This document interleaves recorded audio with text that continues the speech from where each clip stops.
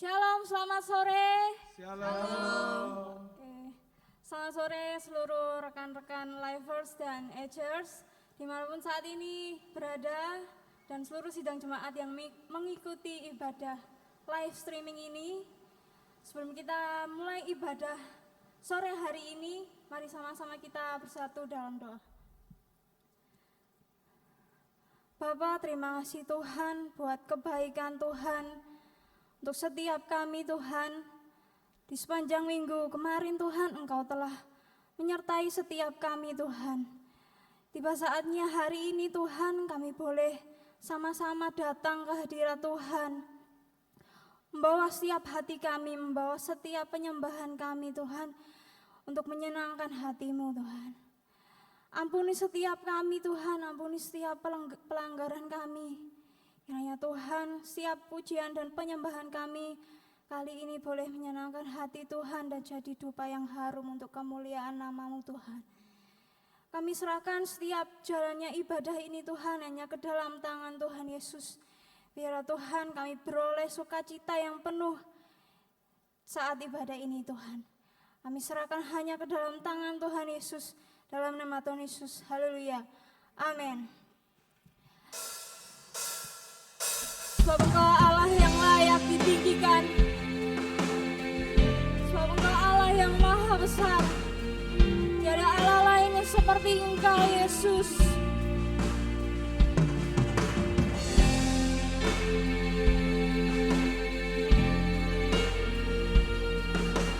Mari sama-sama sidang jemaat katakan, besar dan ajaib Engkau Tuhan.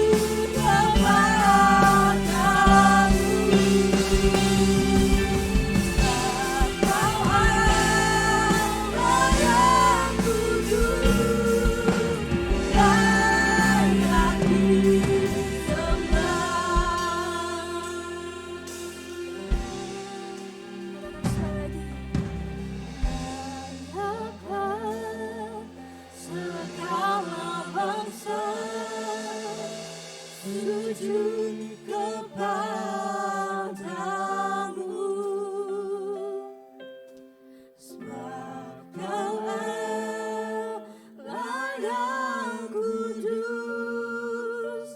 layak disembah. Sekarang katakan dengan sungguh, layaklah segala bangsa sujud kepadamu.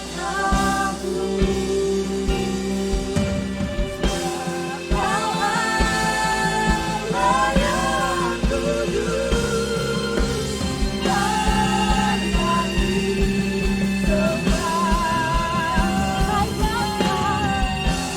Layaklah segala bangsa sujud kepadamu.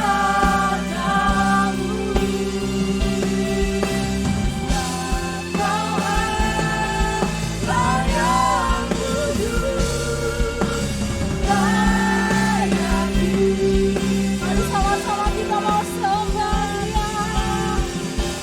Haleluya.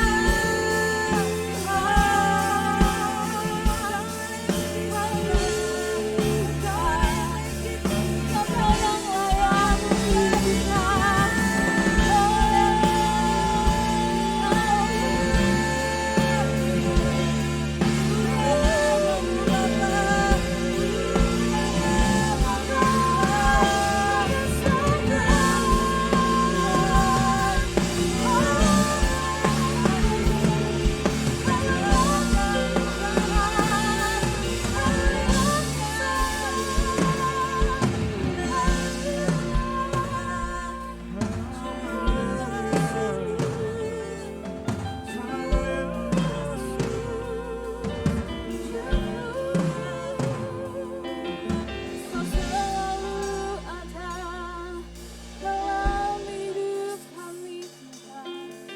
Kau selalu luar biasa.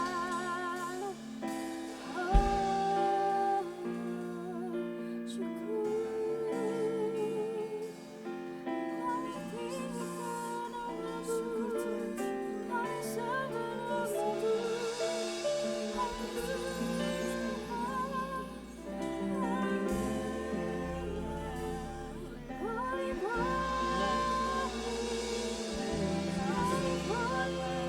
sembah kami bangga punya Engkau. Bahasanya Tuhan, kami memuliakan namamu lebih lagi, kami bersorak-sorak namamu lebih lagi Tuhan. Hanya dalam nama Tuhan Yesus, haleluya, amin. Api kemuliaan-Mu tercurah tempat ini Tuhan, haleluya. Berikan sorak-sorak terbaik untuk Tuhan kita. Haleluya,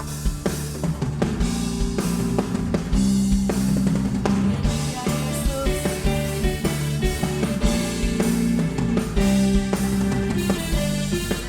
Dengarkanlah suara nabi. Dengarkanlah suara nabi memanggil semua umatnya dari seluruh penjuru bumi, datang untuk mendebarkan. Dengarkanlah suara nabi memanggil semua umatnya, berjatuhan bersatu diri, mengangkat diri.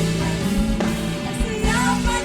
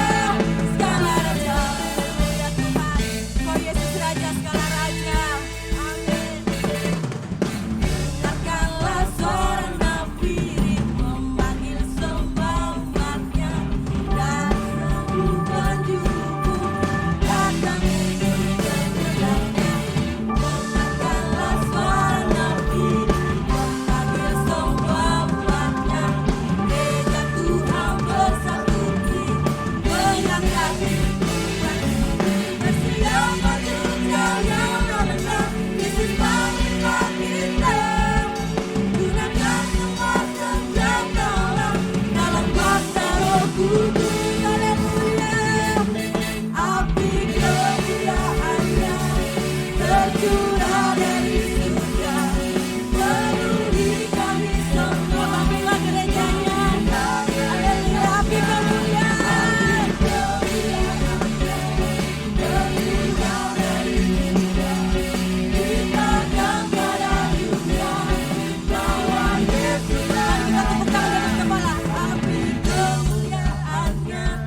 Tercurah dari surga, penuhi kami semua. Bangkitlah gerejanya, api kemuliaannya tercurah dari surga.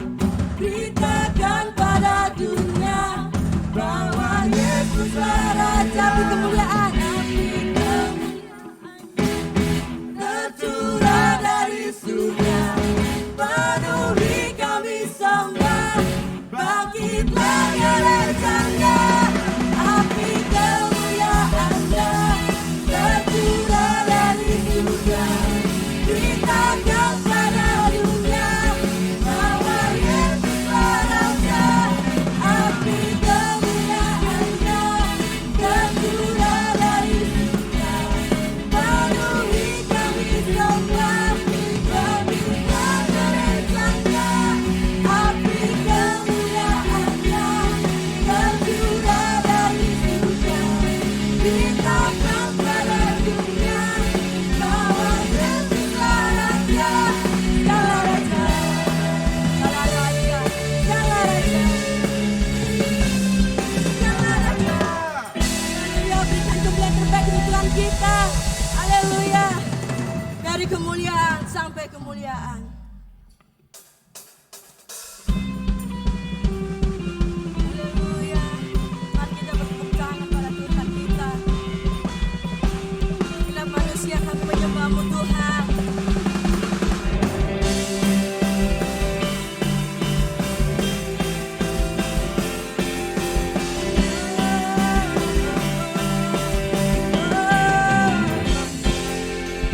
Kenapa manusia menyembah indah?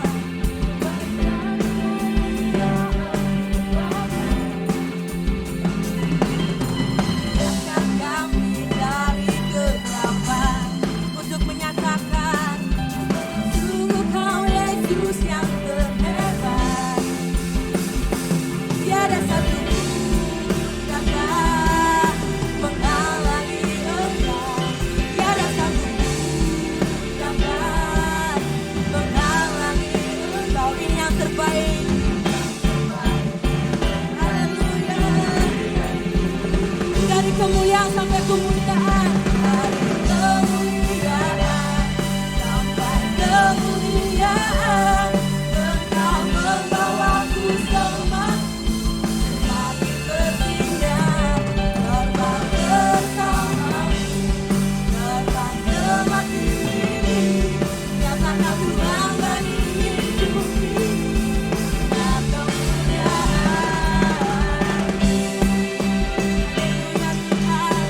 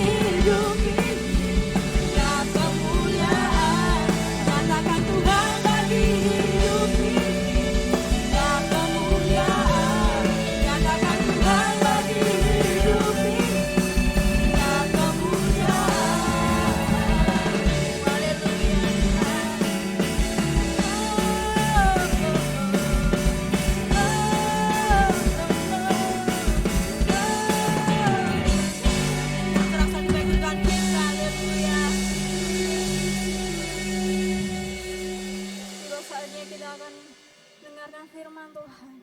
Biarlah firman tersebut boleh tertanam dalam hati setiap kita.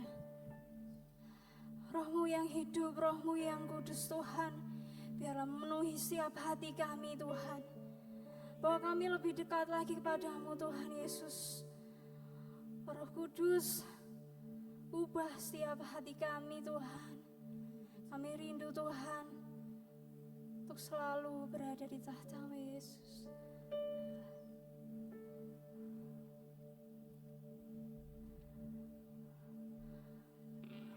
Roh-Mu yang hidup penuhiku, mengalir dalamku.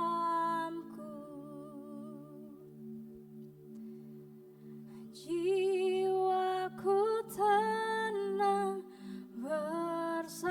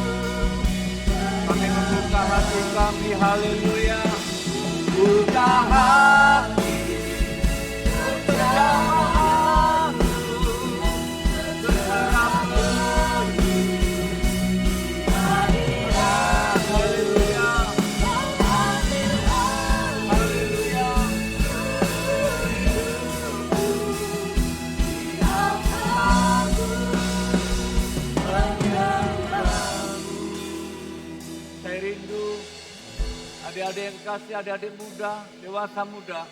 Dan mungkin ada di antara kita bapak-bapak yang mengikuti ibadah ini. Mari buka hati kita. Biar setiap kebenaran firman Tuhan, setiap benih-benih firman Tuhan ini jatuh di dalam tanah hati kami, tanah hati kita yang paling baik. Saya rindu tangan kiri kita taruh di dada kita dan perlahan-lahan tangan kanan kita terangkat. Katakan, ku buka hati untuk jamahan-Mu Roh Kudus. Amin. Ku buka hati untuk, amin. Oh, haleluya. Ambil alih Tuhan. Haleluya. Sekali lagi, lebih sungguh-sungguh lagi. Buka hati, amin. Untuk jamaah-Mu setiap waktu. Dan menyerahkan diri kami sepenuhnya. Oh, ambil alih Roh Kudus. Di altar-Mu menyembah, di altar-Mu menyembah-Mu, oh, menyembah, di altar-Mu menyembah-Mu, di altar-Mu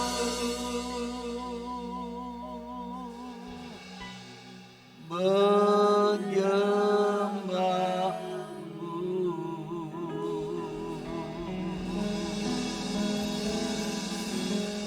Biarlah pujian ini juga merupakan doa kami semua.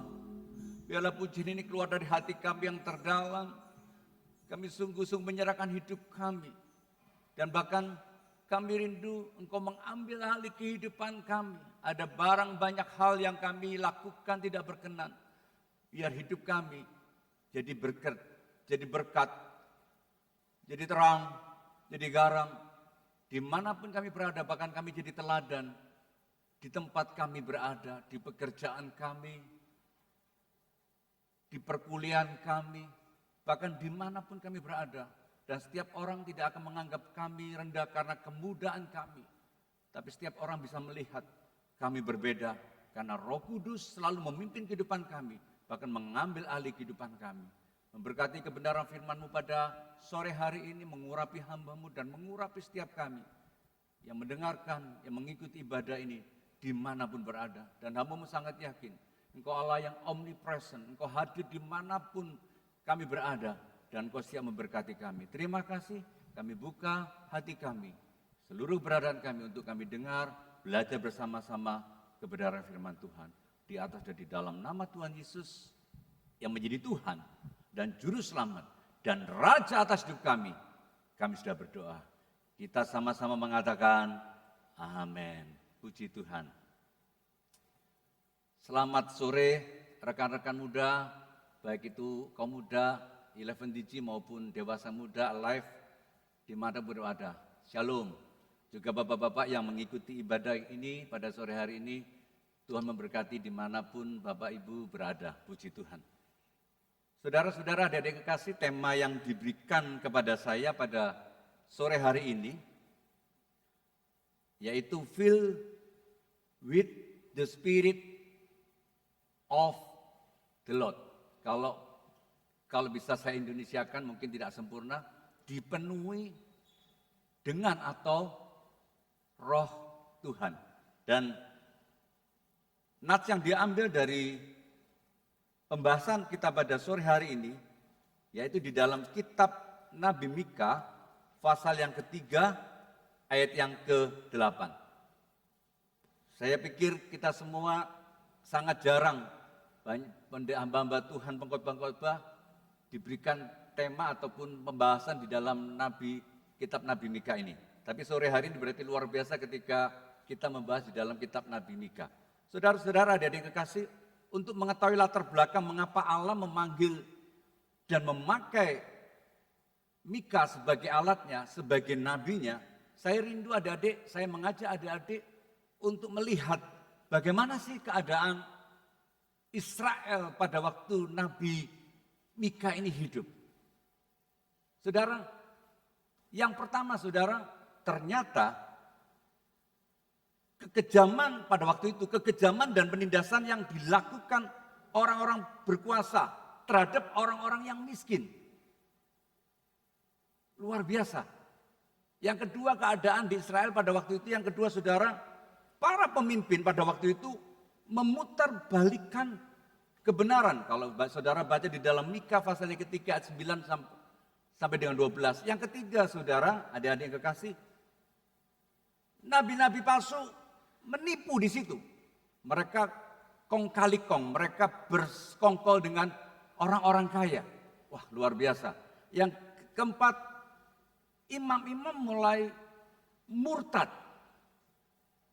Saudara, adik-adik kekasih,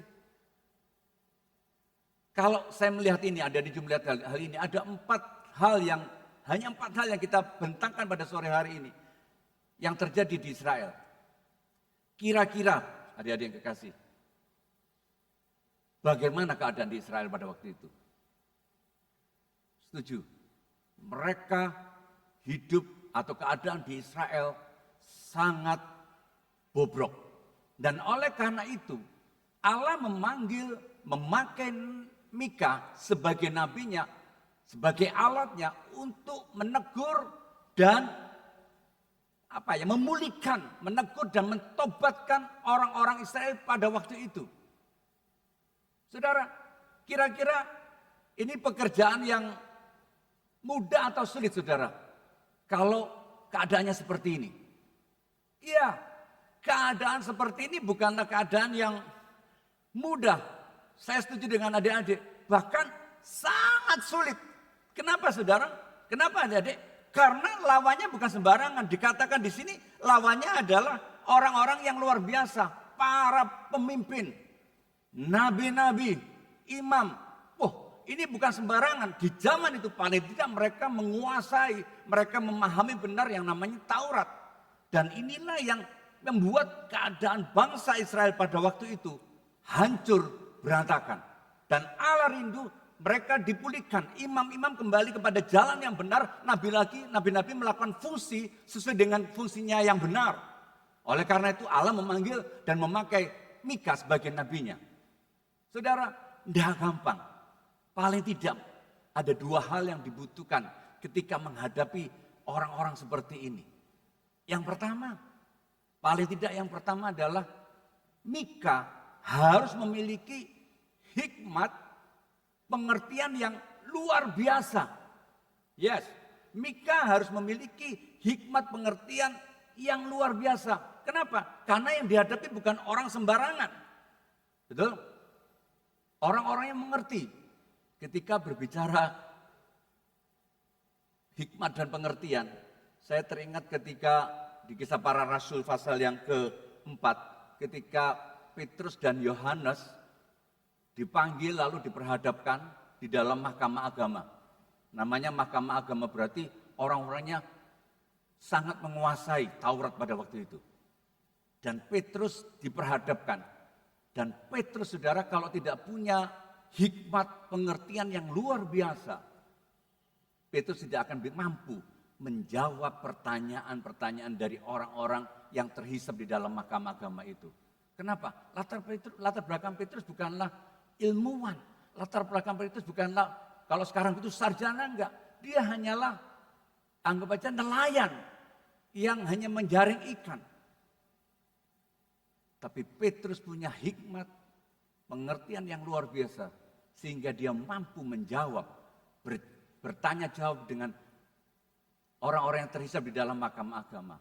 Yang kedua saudara, saya teringat dengan keadaan Stefanus waktu itu. Suatu ketika Stefanus berhadapan dengan orang-orang Yahudi yang pandai saudara. Dia bertanya jawab sampai akhirnya mereka menyerah terhadap Stefanus. Kenapa? Karena Stefanus mempunyai hikmat yang luar biasa. Hal yang pertama yang dibutuhkan oleh Mika pada waktu itu, yaitu hikmat pengertian yang luar biasa. Saudara, Hal yang kedua yang dibutuhkan, ada yang dibutuhkan adalah keberanian. Kalau Mika mempunyai hikmat pengertian yang luar biasa, yang dahsyat. Tapi kalau Mika tidak mempunyai keberanian, dia mempunyai ilmu sebanyak apanya di kepalanya dia sebanyak mungkin. Tapi Mika kalau nggak berani bertindak, maka sesungguhnya Mika seperti seseorang yang tidak melakukan apa-apa, do nothing. Kenapa? Karena risikonya pada waktu itu besar. Karena risikonya besar, maka dibutuhkan keberanian untuk menghadapi. Kalau nggak ada gunanya, nggak bisa melakukan apa-apa. Artinya apa saudara? Dua hal ini yaitu hikmat pengertian yang luar biasa harus dibarengi dengan keberanian untuk menghadapi orang-orang yang luar biasa pada waktu itu yang berpengetahuan untuk dia bisa memenangkan, dia mentobatkan, dia bisa menegur, menyatakan kebenaran dan mereka semua bertobat. Nggak gampang memang saudara. Saya mulai membayangkan saudara, kalau orang punya hikmat tapi tidak berani atau sebaliknya. Bayangkan aja misalkan orang kita mau berperang gitu saudara, adik-adik ya. Perang tapi tanpa strategi. Bisa nggak adik-adik? Nggak bisa. Saya ingat Esau, Yakub. Yakub aja ketika mau menghadapi Esau, meskipun tidak baik saudara ya. Ketika mau bertemu dengan Esau, saking takutnya saudara, dia ngatur strategi. Dia mau mengamankan dirinya, dia ngatur siasat demikian rupa supaya ketika ketemu aman saudara. Ada strategi meskipun nggak baik. Begitu juga dengan perang, harus ada strategi. Kalau enggak, hanya bonek-bondonekan atau asal, hancur saudara. Sebaliknya, kalau kita berani tanpa hikmat, misalkan perang gitu adik-adik ya, saya bayangkan, saya diberi granat gitu saudara. Lalu saya nggak ngerti, bagaimana cara memakai granat ini saudara. Kira-kira begitu, pokoknya saya berani aja deket, saya nggak tahu, duar, akhirnya mati sendiri saya. Karena saya nggak ngerti bagaimana, atau bayonet gitu adik-adik. Saya tidak bisa menggunakan. Mungkin saya terpental sendiri karena tidak biasa memegang bayonet. Artinya saudara, hikmat yang luar biasa dengan keberanian ini seperti mata koin yang tidak bisa dipisahkan. Tapi luar biasa Allah kita yang kita sembah. Dia adalah Bapa yang mengetahui. Allah ketika memanggil dan memakai Mika, Allah tahu apa yang dibutuhkan oleh Mika saat itu. Kita akan baca di dalam Mika pasal yang ketiga, ayat yang ke-8.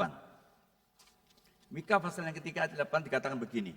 Tetapi aku ini penuh dengan kekuatan, dengan roh Tuhan, dengan keadilan dan keperkasaan untuk memberitakan kepada Yakub pelanggarannya dan kepada Israel dosanya.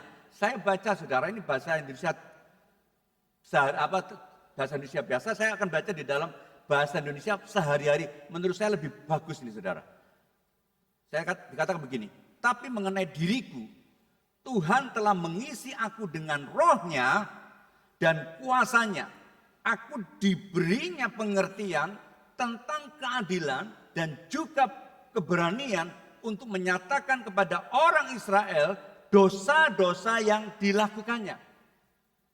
Luar biasa. Dari ayat ini saudara kita tahu Allah memberikan modal apa yang dibutuhkan oleh seorang Mika untuk menghadapi imam-imam, nabi-nabi, pemimpin, penguasa pada waktu itu.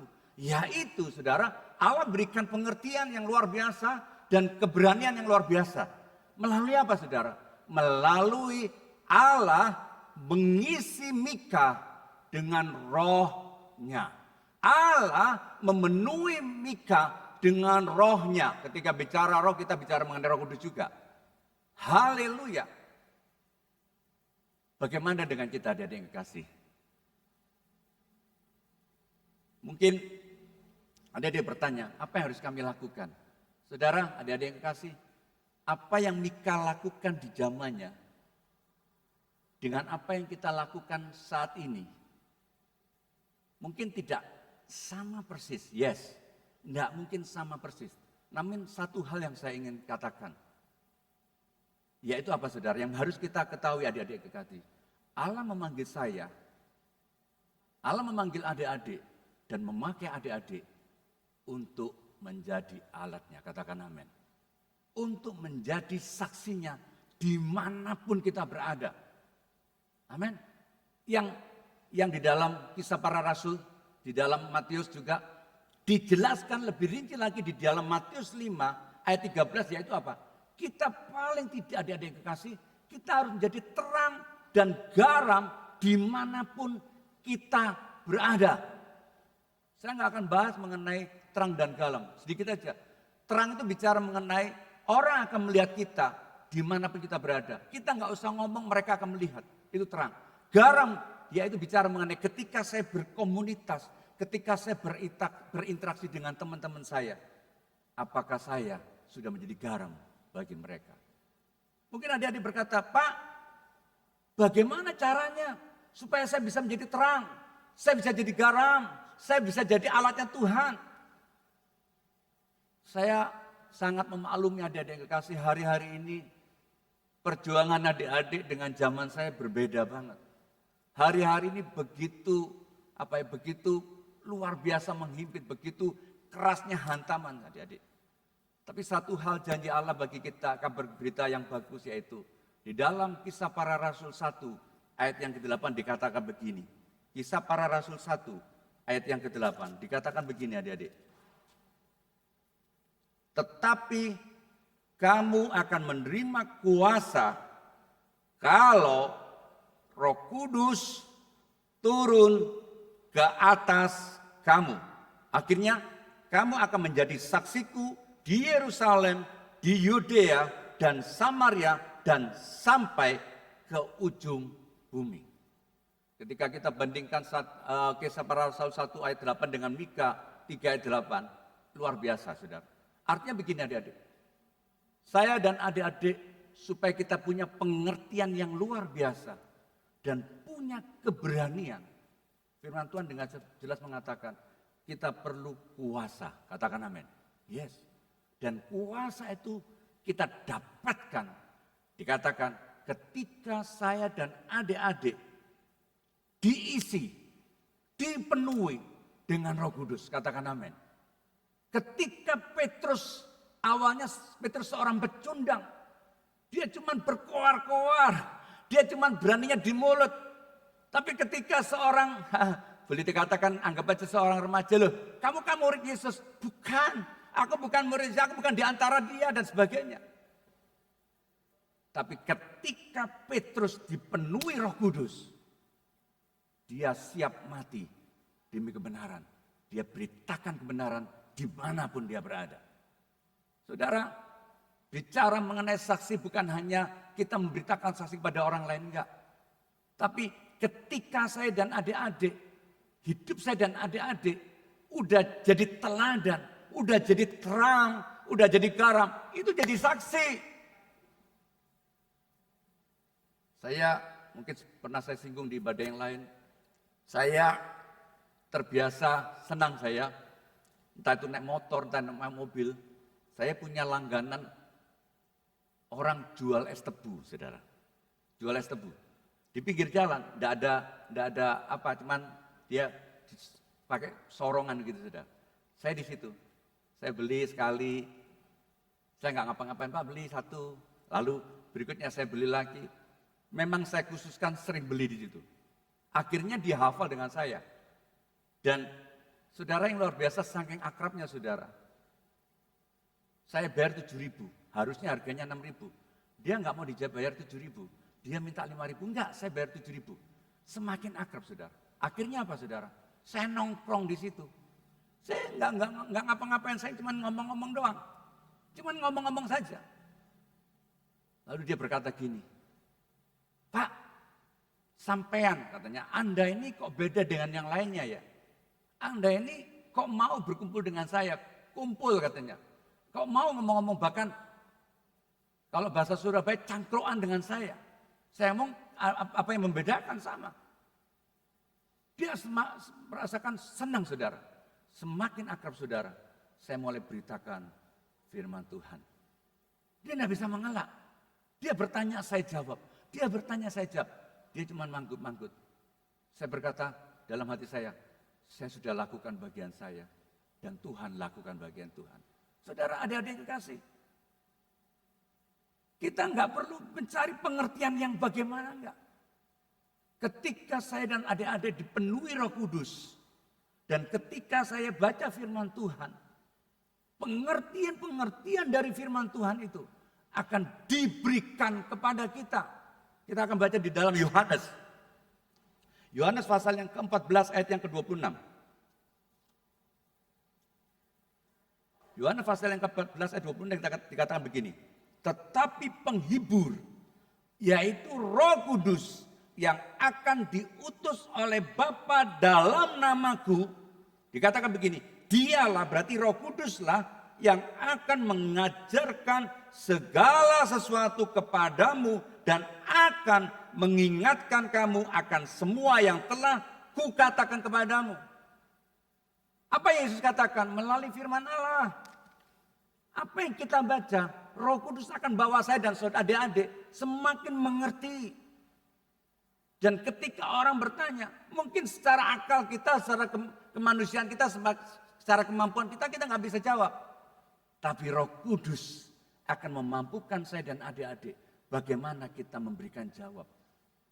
Petrus bisa memberikan jawab yang luar biasa. Dia nggak mampu sampai orang bilang, dia kan anak nelayan, dia bukan orang apa-apa. Dia orang sangat waktu itu dipinggirkan. Kagum saudara. Kenapa bisa kagum? Karena Roh Kudus memberikan jawaban-jawaban kepada Petrus untuk diberikan kepada orang-orang. Hari ini adik-adik kekasih, kita perlu Roh Kudus. Adik-adik kekasih, dimanapun kau berada, kita perlu Roh Kudus. Saya mulai membayangkan kehidupan saya, kalau saya tanpa Roh Kudus, saya nggak mampu berbuat apa-apa. Saya tidak bisa berbuat apa-apa. Ada banyak hal yang kita tidak mengerti, saudara. Roh Kudus bukan memberikan kepandaian kepada kita, bukan. Bukan memberikan kepintaran kepada kita, enggak. Namanya orang pandai itu banyak, adik-adik. Namanya orang pintar banyak. Seseorang yang guru kita matematikanya pintar. Wah, kita ngomong Pak A, dia pintar matematika, betul? Seorang yang mungkin tidak sekolah teknik sipil ataupun arsitek atau apapun semacam itu. Karena dia udah terbiasa membangun. Dia asalnya ikut tukang bangunan saja. Semakin lama semakin pandai dan pandai. Akhirnya dia bisa jadi orang yang bisa membangun mungkin 2 lantai, 3 lantai dia bisa. Meskipun agak memerlukan banyak bahan. Tapi dia mampu. Dan orang berkata, si B itu pinter loh. Dia bisa seperti ini. Orang pandai, orang pinter itu banyak. Di masing-masing bidangnya. Tapi orang berhikmat tidak banyak adik-adik. Orang berhikmat saya katakan bisa muncul, kabar baiknya adalah ketika saya dan adik-adik dipenuhi dengan Roh Kudus. Katakan amin. Amin. Dipenuhi dengan Roh Kudus. Oleh karena itu adik-adik, mari kita dipenuhi dengan Roh Kudus. Apakah sampai di sini adik-adik kekasih? Enggak. Setelah saya dipenuhi dengan Roh Kudus, setelah kita dipenuhi dengan Roh Kudus, bagian kita adalah bertindak. Katakan amin. Bagian saya dan saudara adalah bertindak. Bertindaknya bagaimana Pak Juanso? Bertindaknya tidak sulit. Bertindaknya hanya hidup menurut atau hidup dipimpin oleh Roh Kudus. Tadi Bu Jendet mengatakan, kau ambil alih. Amin. Ketika saya mau melakukan hal dosa, Roh Kudus mengingatkan, Juanso jangan berbuat. Kita harus, Roh Kudus saya mau taat. Ketika kita mulai melecehkan, Juanso, iya. Kita harus taat. Itu namanya kita hidup, menurut kita hidup dipimpin oleh Roh Kudus. Katakan amin. Saya mau ngomong gini adik-adik kasih. Ketika saya dan saudara dipenuhi Roh Kudus, bukan untuk gagah-gagahan. Bukan, no. Karena ada pemahaman yang salah selama ini saya lihat. Ketika udah dipenuhi Roh Kudus, waduh, merasa lebih rohani, merasa lebih apa. Enggak. Roh Kudus diberikan kepada kita bukan untuk kebanggaan saya dan adik-adik, enggak. Tapi Roh Kudus diberikan kepada kita supaya saya dan adik-adik melakukan fungsi kita sebagai alatnya, sebagai saksinya, sebagai garam dan terang dunia. Katakan amin. Haleluya. Yes.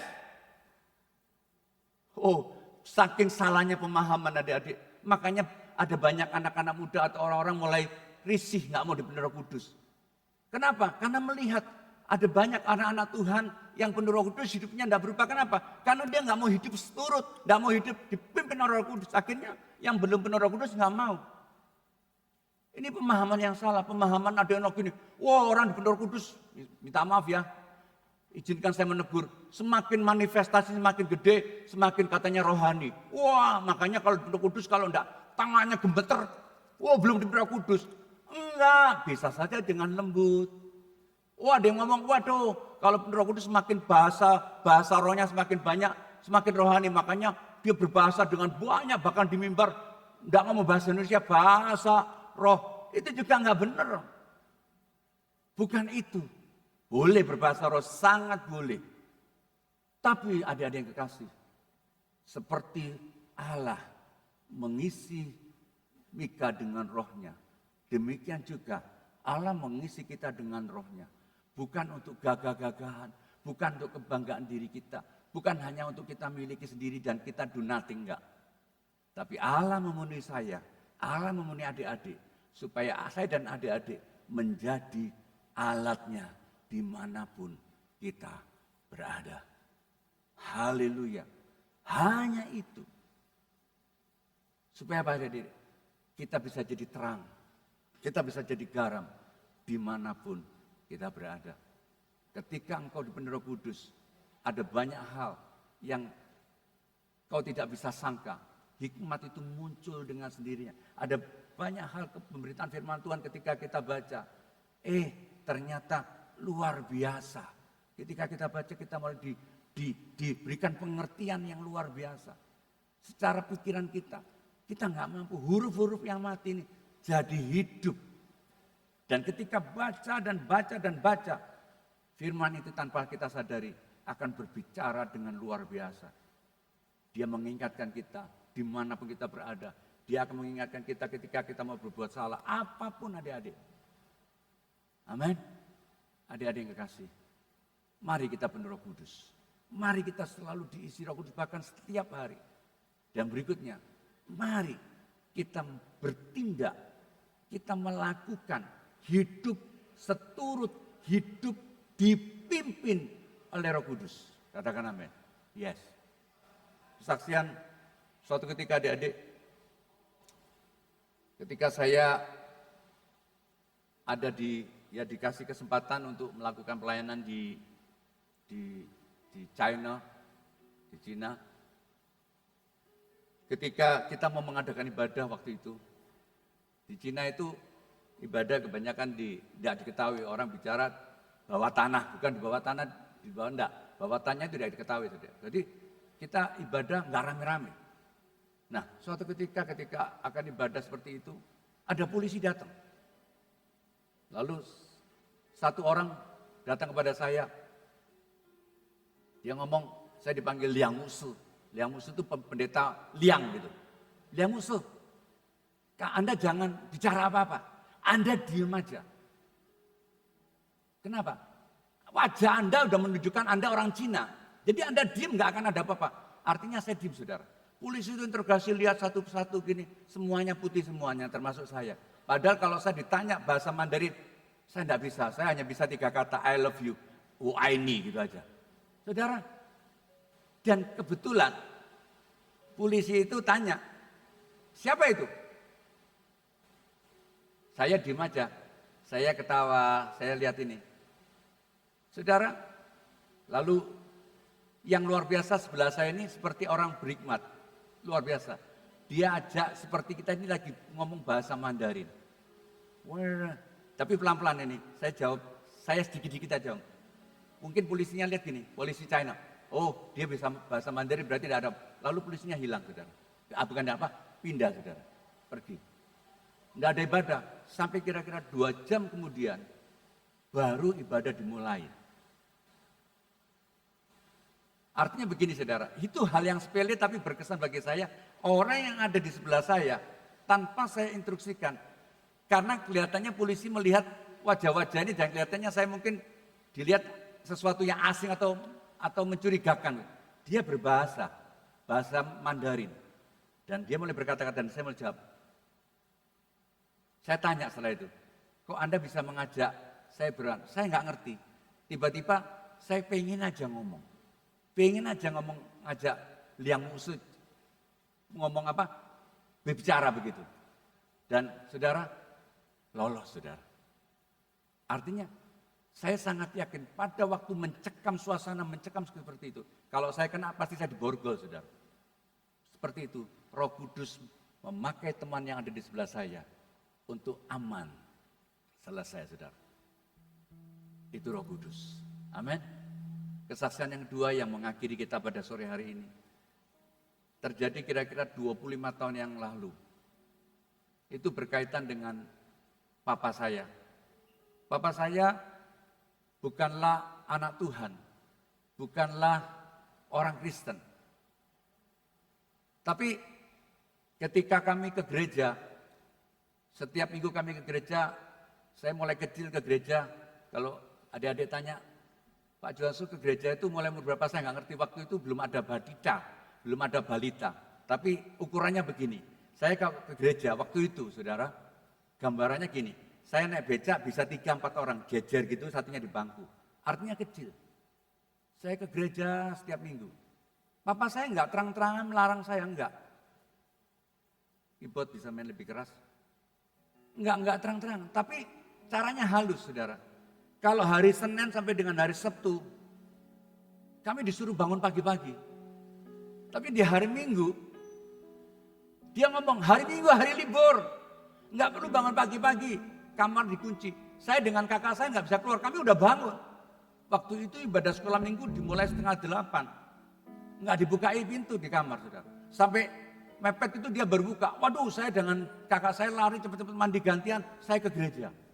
Kadang-kadang terlambat, kadang-kadang enggak, saudara. Dan memang ditunggu dengan teman-teman yang lain. Saudara, itu terjadi, saudara. Sampai suatu ketika memang sebelah saya, yang akhirnya seperti saudara kandung gitu ya, bersebelahan antara mama kami dengan mama sebelah, itu dulu lifter nasional namanya Hasan Hussein. Dia suatu ketika, meskipun dia Kristen, dia kelihatannya tidak bertobat. Suatu ketika dia dijamah Tuhan dan dia bertobat, saudara. Dia jadi alatnya Tuhan. Dan dia mulai pendekatan ke papa saya memang akrab. Menceritakan tentang Yesus. Sampai suatu ketika di sore hari saya memang dengar papa datang di ibadah gereja ini. Saya datang juga setiap sore. Saya duduk di sebelah kanan, papa di sebelah kiri. Kalau di saudara di sebelah kanan. Waktu itu yang berkhotbah Paul Teopuring. Kami memanggilnya Paul. Dia berkhotbah. Selesai dia berkhotbah, saudara, dia berkata begini, mari ada di antara saudara-saudara, tantangan-tantangan, lalu tantangan terakhir, ada di antara saudara, ada seorang bapak yang baru pertama kali menginjakkan kaki di gereja. Seorang ibu maju, saya lihat itu. Bukan ibu, seorang bapak. Pertama kali menginjakkan kaki di gereja, pertama, belum pernah selama ini. Ada seorang bapak maju, saudara. Saudara, tapi Paul mengatakan gini, terima kasih Pak untuk maju. Tapi Roh Kudus dengan jelas menyatakan ada seorang bapak yang belum pernah datang menginjakkan kaki di gereja ini. 3 kali dia bertanya seperti itu, saudara. Nggak ada yang maju. Oke, kalau nggak ada apa. Om Paul berdoa selesai. Papa saya dibonceng oleh Om Hasan Hussein, pulang ketemu kami. Kami berbincang-bincang. Papa tanya gini, Juan, kok bisa pendeta itu tahu ya? Mungkin ada yang memberitahu ya. Saya ngomong, enggak Pak. Lalu dia ngomong, iya. Tadi kami panggilnya Susu Hasan. Susu Hasan Hussein juga ngomong enggak memberitahu. Terus dia tanya, Juan, kok bisa tahu itu pendeta kalau Papa datang pertama kali? Papa tadi dengar enggak apa? Ada yang namanya Roh Kudus. Apa itu Roh Kudus? Saya mulai ceritakan dengan bahasa saya. Oh gitu ya. Iya makanya tadi pendetanya tanya 3 kali kan Pak? Iya. Kalau enggak ya sudah enggak apa-apa. Sejak hari itu Bapak Ibu, adik-adik kekasih, kami bertukar pikiran. Dan Papa mulai senang. Dia mengatakan, ternyata Tuhan yang kamu sembah itu Tuhan yang luar biasa. Bisa memberikan pengertian yang luar biasa. Meskipun tidak ketahui, itulah Tuhan yang kami sembah, Pak. Bapak terima Yesus. Tidak berapa lama memang Bapak dipanggil Tuhan. Tapi Bapak Ibu, adik-adik kekasih, kesan yang mendalam yang diterima oleh Papa saya. Bagaimana mungkin seseorang yang tidak kenal dia, tiba-tiba dia tahu bahwa Papa baru pertama kali menginjakkan kaki di gereja. Sesuatu yang mustahil. Bagi dia mungkin dukun dan sebagainya, enggak. Tapi saya ngomong, itu Roh Kudus. Amin saudara, adik-adik kekasih. Mari kita penuh Roh Kudus. Kita dipenuhi bahkan di setiap hari. Dan hidup saya dan saudara dipimpin terus oleh Roh Kudus. Terus, saya pun masih belajar terus bagaimana hidup menurut pimpinan Roh Kudus. Dan hikmat yang luar biasa akan diberikan kepada kita. Dan dengan keberanian oleh Roh Kudus, enggak perlu keluar-keluar, enggak. Kita mulai mendekati satu persatu dengan hikmat otomatis. Satu persatu nama Tuhan dipermuliakan, mereka akan terima Yesus. Urusan mereka mau menolak terserah. Tapi kita lakukan bagian kita. Amin, ada yang kasih. Saya rindu. Saya kiri firman Tuhan hari ini. Saya rindu setiap saya dan saudara. Setiap kita. Mulai hari ini. Dipenuhi dengan Roh Kudus. Yang belum penuh dengan Roh Kudus, minta penuh Roh Kudus. Yang sudah penuh Roh Kudus terus diisi setiap hari. Dan lebih daripada itu, mari kita lakukan bagian kita. Yaitu kita hidup menurut pimpinan Roh Kudus. Engkau akan berkata suatu ketika, iya ya, berbeda ya. Ketika saya yang penuh Roh Kudus, dipimpin Roh Kudus dengan tidak berbeda ya. Dan engkau akan merasakan. Dan sampai selama-lamanya, engkau tidak akan mengingkari Tuhan Yesus. Bahkan engkau tidak akan murtad. Kenapa? Karena engkau mengalami setiap hari perjumpaan bagaimana indahnya dipimpin oleh Roh Kudus. Tuhan Yesus memberkati. Saya rindu kita naikkan pujian Roh Allah yang hidup penuhiku. Roh Allah yang hidup pulihkanku. Jadikan aku alatmu. Sebagai anak saksimu. Sebagai garammu, sebagai terangmu. Dimanapun kami atau aku berada. Haleluya. Kita naikkan pujian itu. Haleluya. Amen. Glory.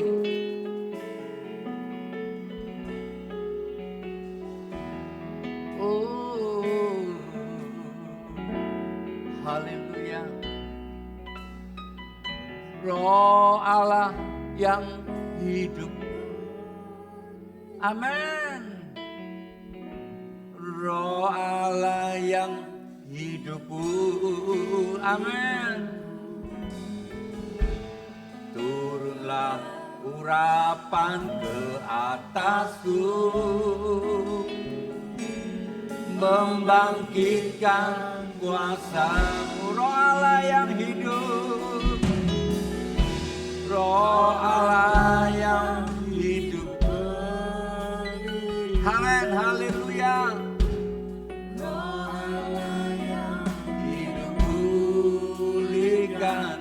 Amin. Turunlah urapan atasku, haleluya. Membangkitkan kuasa-Mu, amin. Membebaskan hidup yang terbelenggu, memulihkan hati mereka yang terluka, serta mensalingkan mata yang buta. Haleluya. Jadikan hidupku alatku, dipenuhi urapan baru, menyatakan kebesaran kuasa. Adik-adik kekasih, suatu ketika saya ditelepon, ada seorang anak kecil, mungkin usianya baru 5, saya lupa 5 atau 6 tahun ya, saya lupa. Dia anak luar pulau, orang tuanya datang karena diperkenalkan ada kenalan gitu. Dia ada di rumah sakit karena anak ini sering kerasukan katanya. Dan hari itu anaknya nggak bangun-bangun, nggak mau buka mata dia. Oke, saya datang ke rumah sakit, saya melihat sepertinya tidak ada apa-apa, tidur aja. Lalu Mamanya tanya-tanya kepada saya, mungkin mamanya heran, ini pendeta kok model kayak cukong gitu ya modelnya mungkin ya. Tanya-tanya mau saya jelaskan. Saya ngomong saya nggak ngerti, kenapa anak ini seperti ini. Ketika ayo kita doa, yuk saya berdoa. Ada sesuatu yang berkata, ada seperti suara yang lembut banget. Saya tanya kepada mamanya, anak ini mulai kecil pakai HP ya? Oh iya, karena dia kalau makan harus pakai HP, kalau enggak ada HP enggak mau makan. Mulai kecil saudara. Saya ngomong, waduh, anak ini kerasukan dari HP. Mungkin ketika dia pegang HP, anak itu enggak ngerti apa-apa. Dia lihat sesuatu yang enggak benar, masuk saudara. Iya, mulai hari ini kita akan doa. Mulai hari ini, jangan pegang HP. Kasih pengertian. Saudara, kita doa, hanya tidur. Ayo kita doa yuk. Saya doa Tuhan Yesus, saya berbahasa roh, saya berdoa dalam nama Yesus. Lalu saya dalam nama Yesus, saya nggak ngerti kau setan apa, saya nggak ngerti. Tapi sekarang aku perintahkan kau keluar dalam nama Yesus. Darah Yesus mengucur dari ujung rambut sampai ke ujung kaki. Dalam nama Yesus. Amin. Saudara, adik-adik kekasih, apa yang terjadi? Anaknya melek. Lupa pendeta, kok nengkingnya enggak keras-keras? Saya ngomong gini, enggak perlu tengking keras-keras. Karena kuasa Yesus, setan enggak takut karena kita suara keras enggak. Tapi ketika kita penuh dengan roh, dalam nama Yesus, saya berikan pengertian kepada anak ini. Supaya kalau nanti mamamu berbicara kepada kamu enggak boleh pakai HP. Tolong dengarin. Nangis tuh anak saudara. Saya mau begini saudara. Roh Kudus memberikan pada kita banyak hal yang kita nggak mengerti. Amin. Dia memampukan kita, saya dan saudara, untuk melakukan sesuatu di luar kemampuan kita. Dan hikmat yang luar biasa dia berikan kepada saya dan saudara. Katakan amin. Amin. Membebaskan hidup yang terbelenggu, memulihkan hati mereka yang terluka, serta mengalihkan mata yang buta. Haleluya. Jadikan hidupku Allahku dipenuhi urapan baru, menyatakan kebenaran,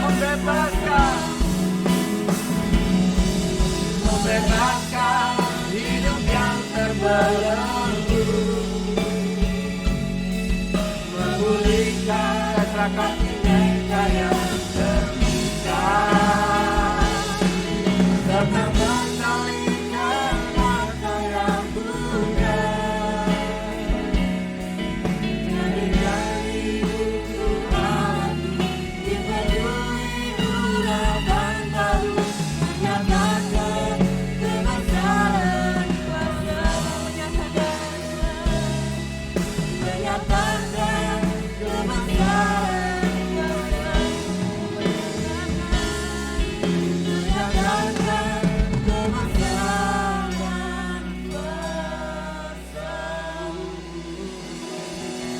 Amin. Puji nama Tuhan. Terima kasih.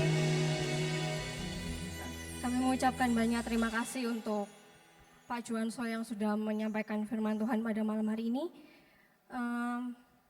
Sebelum saya menyampaikan beberapa pengumuman, mari kita berdoa untuk persembahan.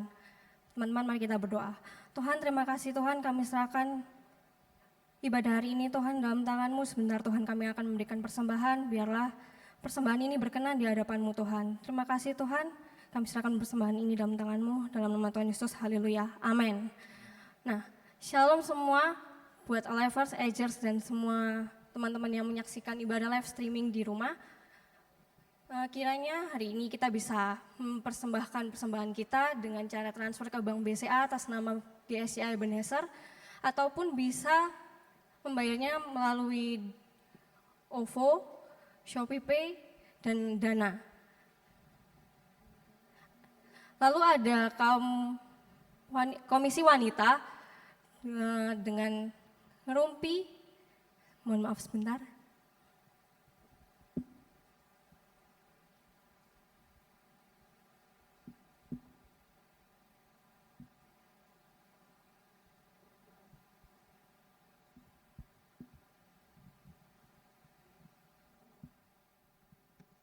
Mama versus online shop dengan acara Senin 30 November 2020 dan bisa menyaksikannya di channel GSCA Ebenezer.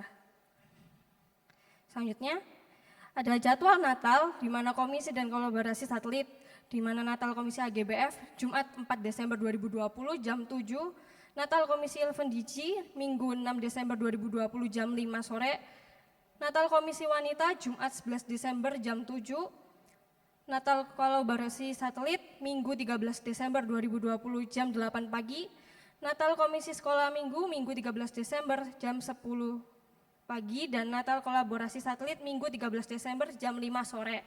Jadi bisa disaksikan di channel YouTube di jadwal yang sudah tertera di layar kaca. Lalu ada HF Family, House Family oleh Pak Teguh Kurniawan hari Sabtu 5 Desember jam 7 dan bisa saksikan di channel YouTube. Lalu perjamuan kudus bulan Desember 2020, jemaat diharapkan mengikuti perjamuan kudus 6 Desember 2020 di ibadah pertama jam 8 melalui live streaming di rumah masing-masing. Roti dan anggur dibagikan melalui ketua wilayah, rayon, atau kelompok HF masing-masing. Jika sampai dengan hari Jumat tanggal 4 Desember semuanya belum merasa menerima, bisa menghubungi ketua wilayahnya masing-masing. Dan untuk ibadah live streaming tanggal 6 Desember yaitu menghargai waktu versus berlambat-lambat. Untuk ibadah umum jam 8 pagi, ibadah sekolah minggu jam 10 pagi, dan ibadah youth jam 5 sore. Dan untuk new normal doa pagi, Selasa sampai Sabtu jam 5 pagi, datang di awal bulan Desember ini doa pagi sudah kembali diadakan dengan kondisi yang new normal.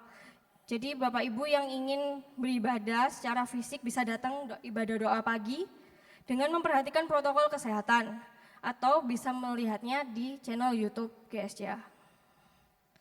Lalu ada Depsos. Depsos GSCA Ebenezer memberi kesempatan bagi Bapak, Ibu, Saudara atau Saudari yang ingin membantu saudara atau saudari kita yang mengalami kesulitan, yang ingin membantu bisa menghubungi kontak person yang tertera di layar Bapak, Ibu, dan teman-teman semua. Nah, ini merupakan dokumentasi dari Depsos yang dibagikan pada jemaat di GSCA.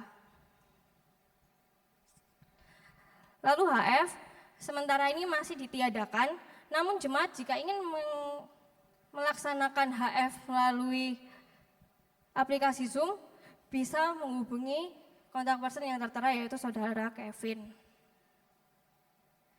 Untuk info diakonia, baik penyerahan anak, baptisan air maupun pernikahan bisa masing-masing dihubungi di kontak person yang tertera di layar kaca Bapak, Ibu, dan teman-teman semuanya. Dan untuk sosial media GSCA Ebenezer, ada YouTube,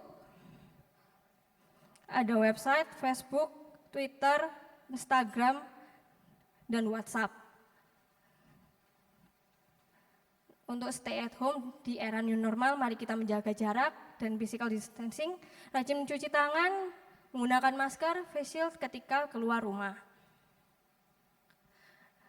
Pendaftaran murid baru untuk Tunas Harapan Bangsa, untuk playgroup dan TK, Oktober 2020 kemarin kita ada promo-promo sampai sekarang. Jika ingin mendaftar bisa silakan menghubungi kontak person yang tertera. Demikian juga dengan sekolah dasar, membuka pendaftaran siswa baru dengan nikmati diskon-diskon yang ada. Kalau berminat silakan langsung menghubungi kontak yang ada. Terima kasih. Sekian info yang bisa saya sampaikan. Selanjutnya saya serahkan pada Pak Posma.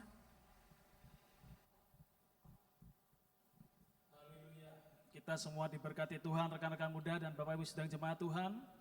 Tak terasa kita sudah di penghujung bulan November ini dan tentu kita tinggal 1 bulan lagi untuk kita masuk di dalam tahun yang baru, dan saya tidak tahu dengan tema yang disampaikan gereja ini kenapa kita perlu dipenuhi oleh Roh Kudus, tapi saya berpikir bahwa Tuhan masih memberikan kesempatan lagi di dalam 1 bulan ke depan untuk kita benar-benar mengalami mukjizat, untuk kita benar-benar dipenuhi oleh Roh Kudus, sehingga seperti yang firman Tuhan tadi sampaikan bahwa ketika kita dipenuhi oleh Roh Kudus akan memampukan kita untuk menjawab segala sesuatu yang menjadi ujian dalam kehidupan kita. Dan kita akan mengakhiri ibadah ini di dalam doa. Mari saya akan berdoa buat kita semuanya. Bapa, kami mengucap syukur kepada Tuhan, Tuhan baik bagi kami. Di penghujung bulan November ini Tuhan, sekali lagi kami diingatkan oleh Tuhan bahwa kami membutuhkan Roh Kudus-Mu di dalam hidup kami. Ajar kami Tuhan, mungkin di waktu-waktu yang lalu Tuhan, di 11 bulan yang berjalan kemarin Tuhan, kami masih gagal. Sebagai keluarga-keluarga muda, profesional muda, sebagai anak-anak muda, sebagai mahasiswa atau mahasiswi, kami masih gagal. Kami seringkali berkata-kata yang mendukakan hati Tuhan. Seringkali kami berkata-kata yang menyakiti hati orang lain. Tuhan, ampuni kami Tuhan. Roh Kudus, ajar kami, jamah hati kami, ubah hati kami Bapa, sehingga melalui setiap perkataan yang keluar dari mulut kami dapat mendatangkan damai sejahtera Tuhan. Terima kasih Tuhan atas pesan firman-Mu yang begitu kuat berbicara bagi kami, anak-anak muda-Mu, agar kami terus menjadi berkat, menjadi saksi dimanapun Tuhan tempatkan kami, baik di tengah-tengah keluarga kami, baik di tengah-tengah rumah tangga kami, baik di tengah-tengah lingkungan di mana kami tinggal, baik dimanapun kami berada, sedang studi ataupun bekerja, orang tahu kami sebagai anak Tuhan Yesus, karena ketika kami berkata, ada kuasa dalam setiap perkataan kami. Terima kasih Tuhan, jikalau Tuhan juga izinkan kami, melalui setiap perkataan kami, melalui setiap nasihat yang kami perkatakan, hati orang diubahkan untuk menjadi takut akan Tuhan. Melalui setiap suara-suara atau seruan doa yang kami ucapkan, ketika kami mendoakan orang yang sakit, mereka dijamah dan disembuhkan. Bukan karena kuat gagah kami, tapi karena kuasa Roh Kudus yang bekerja melalui kami. Pakai kami ya Roh Kudus di sepanjang sisa 1 bulan ke depan yang berjalan. Pakai kami ya Tuhan. Jangan lewati saja kami Tuhan, tapi pakai kami, penuhi kami menjadi alat kemuliaan-Mu, sehingga kami bisa melihat ketika kami akan menutup di tahun 2020 ini, Tuhan masih sayang bagi kami. Tuhan memakai kami dari masa muda kami menjadi alat kemuliaan Tuhan. Terima kasih Tuhan, terima kasih. Tidak ada satupun sidang jemaat-Mu, rekan-rekan muda yang terlewatkan, semua kami sudah diberkati Tuhan. Dan berkatilah sepanjang perjalanan kehidupan kami 1 minggu ke depan di dalam perkenanan Tuhan. Kami akan melewatinya bersama dengan perkara-perkara yang ajaib yang Tuhan telah berikan bagi kami. Diberkati di dalam studi kami, diberkati di dalam pekerjaan usaha kami, diberkati dalam kehidupan keluarga rumah tangga kami, diberkati di dalam keluar masuk kami, dan apapun yang kami kerjakan sepanjang minggu ke depan, Tuhan yang membuat berhasil. Terima kasih Tuhan, terima kasih Yesus. Berkati seluruh sidang jemaat, berkati setiap pelayanan Tuhan yang telah berjerih lelah melayani sepanjang sore hari ini. Tuhan memberkati. Bapak Ibu sidang jemaat serta rekan-rekan muda yang terkasih, angkatlah tanganmu dan terimalah berkat Tuhan. Tuhan memberkati dan melindungi sidang jemaat. Tuhan menyinari dengan wajahnya dan memberikan kasih karunia. Tuhan memperadabkan wajahnya dan memberkati dengan damai sejahtera. Terimalah seluruh berkat ini dengan penuh iman dan percaya bahwa sampai sepanjang sisa hidup kita akan diberkati oleh Tuhan. Di dalam nama Yesus, kami mengucap syukur dan mengakhiri ibadah kami sore hari ini. Haleluya. Mari kita semua yang percaya sama-sama katakan amin. Sampai ketemu di dalam ibadah live streaming kita berikutnya. Tuhan Yesus memberkati.